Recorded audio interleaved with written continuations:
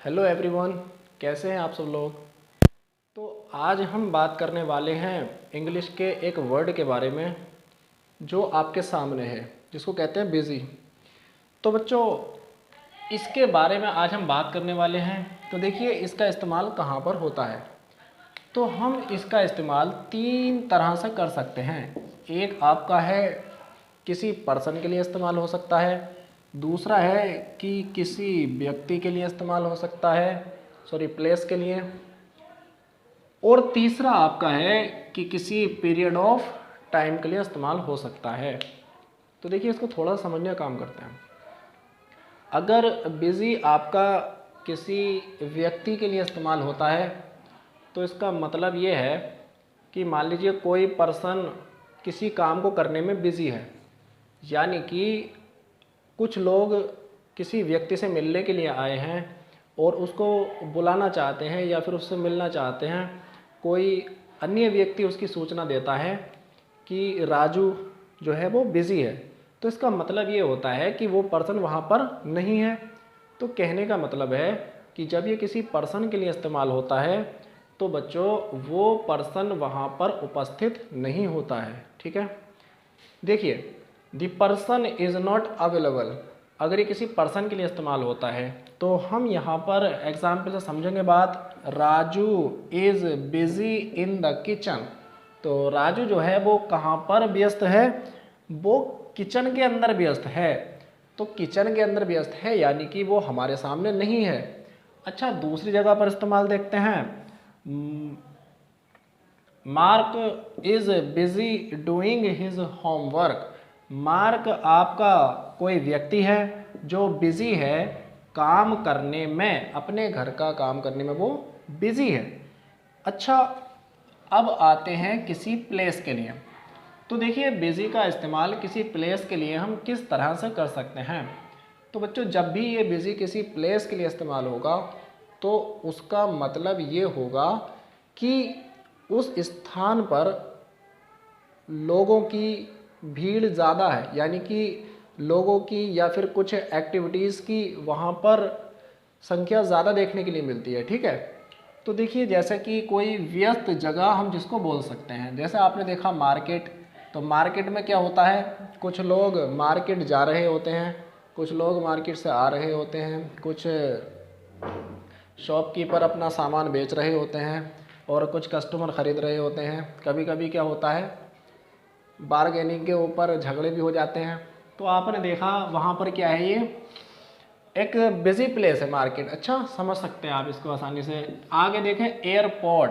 तो बच्चों, एयरपोर्ट जो होता है आपका, ये भी आप अच्छा समझ सकते हैं, बिज़ी प्लेस है। रेस्टोरेंट आपका बिज़ी प्लेस है, क्यों, वहाँ पर बहुत सारे लोग आते जाते रहते हैं, तो बिज़ी प्लेस। तो फिर बिज़ी का स्थान, बिज़ी का यूज़ जो कर सकते हैं हम किसके लिए कर सकते हैं, प्लेस के लिए भी कर सकते हैं, जहाँ पर बहुत सारी एक्टिविटीज़ देखने के लिए मिलती हों। तो देखिए, टुडे रेस्टोरेंट इज़ बिज़ी, यानी कि आज जो भोजनालय है, यानी कि भोजन के लिए घर होता है रेस्टोरेंट, ठीक है, वो आज क्या है, बिज़ी है, यानी व्यस्त है, यानी कि वहाँ पर भोजन करने के लिए ज़्यादा लोग आए हुए हैं, वहाँ पर जगह नहीं है। कहने का मतलब ये है कि बिज़ी है वो। आगे देखो, आई हेट लंदन। मैं लंदन से नफरत करता हूँ, क्यों, इट्स ऑलवेज सो बिज़ी। ये हमेशा बहुत ज़्यादा व्यस्त रहता है, यानी कि यहाँ पर बहुत सारी एक्टिविटीज़ होती रहती हैं। अच्छा, बात करते हैं पीरियड ऑफ टाइम की। तो बिज़ी पीरियड ऑफ टाइम के लिए किस तरह से इस्तेमाल हो सकता है, इसके बारे में जानते हैं। देखिए, जिस समय करने के लिए बहुत सारे काम हों, यानी कि कोई दिन आपके पास था, मान लीजिए संडे में आपके पास छुट्टी का दिन होता था, फ़िलहाल तो सब संडे की बराबरी हो गया।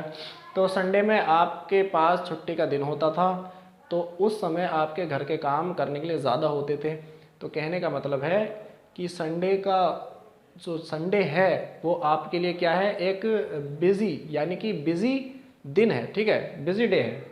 तो आप इसको समझ सकते हैं, जैसे कि Eid is very busy day of the year.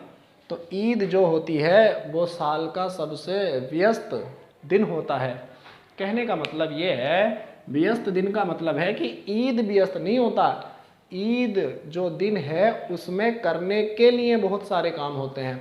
जैसे मान लिया शॉपिंग करने के लिए जाना होता है, कभी कभी आपने देखा होगा कि सुबह को ईद है और रात को 1-1, 2-2 बजे तक, 3-3, 4-4 बजे तक शॉपिंग चल रही है। किसी को कुछ ख़रीदना होता है, किसी को कुछ ख़रीदना होता है। तो कहने का मतलब है कि ईद व्यस्त नहीं है, बल्कि उस ईद के दिन करने के लिए बहुत सारे काम होते हैं। तो बच्चों आप समझ गए होंगे। आगे देखो, 26 January was very busy to me. जो 26 जनवरी था वो मेरे लिए बहुत ज़्यादा व्यस्त था। कहने का मतलब है कि 26 जनवरी को मैंने बहुत सारे काम किए थे। तो ये कंसेप्ट आप बिजी का समझे होंगे कि ये पर्सन के लिए यूज़ हो सकता है, किसी प्लेस के लिए यूज़ हो सकता है, किसी पीरियड ऑफ टाइम के लिए यूज़ हो सकता है। ठीक है। और इससे मोस्ट इम्पोर्टेंट एक कंसेप्ट आपका बनता है जो आपके ग्रामर में आता है और एग्ज़ाम में भी पूछा जाता है। देखिए क्या है कि अगर आपको बी फॉर्म दिखाई देती है किसी सेंटेंस के अंदर, बी फॉर्म, बच्चों बी फॉर्म यहाँ पर क्या है आप अच्छे से जानते हैं, मैंने बता रखा है बच्चों। Is, am, are, was, were, इनको हम कहते हैं be form. Is, am, are, was, were, ये कहलाता है बी फॉर्म या बी की फॉर्म।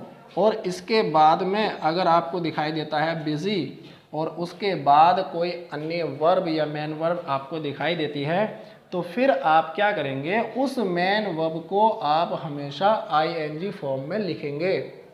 समझे आप? बी फॉर्म प्लस बिजी और इसके बाद जो भी आपकी मेन वर्ब आएगी। देखिए हेल्पिंग वर्ब तो आ नहीं सकती क्योंकि हेल्पिंग वर्ब का जो काम करेगी, हेल्पिंग वर्ब की यहाँ पर ज़रूरत नहीं है। ठीक है। तो ये जो आपकी मेन वर्ब है, अगर बिजी के बाद मेन वर्ब आएगी तो फिर वो आईएनजी फॉर्म में होगी। ठीक है। एग्जाम्पल से बात समझते हैं। She is busy to prepare for the SSC examination. इसका मतलब क्या है, देखिए शी इज़ आपका बी फॉर्म है, इसके बाद बिजी मिल गया। बी फॉर्म के बाद अगर आपको बिजी मिलता है तो आप क्या करेंगे, मेन वर्ब। अब देखिए बिजी के बाद जो मेन वर्ब है आपकी प्रिपेयर, तैयारी करना या तैयार करना। ठीक है। तो यहाँ पर जो टू प्रिपेयर दे रखा है, यानी कि दे रखा आपको इन्फिनेटिव, तो इन्फिनेटिव की ज़रूरत यहाँ पर नहीं है, इसको आप हटाएंगे और इसकी जगह पर करेंगे प्रिपेयरिंग। क्यों? क्योंकि प्रिपेयर के अंदर आपको लगाना आईएनजी फॉर्म। ठीक है। बाकी आपका पूरा सेंटेंस ऐसे ही रहेगा, बस टू प्रिपेयर की जगह प्रिपेयरिंग कर देंगे। तो बच्चों उम्मीद करता हूँ कि बिजी का कंसेप्ट आपकी समझ आया होगा। और ऐसे ही थोड़े इंटरेस्टिंग पॉइंट जानने के लिए वीडियो को लाइक करते रहें, क्योंकि अभी ईद के बाद से हम थोड़ा प्लान और आगे बढ़ाएंगे। अभी फ़िलहाल कुछ इंटरेस्टिंग पॉइंट के ऊपर हम चर्चा कर रहे हैं। तो thank you, best of luck. ठीक है, बाय।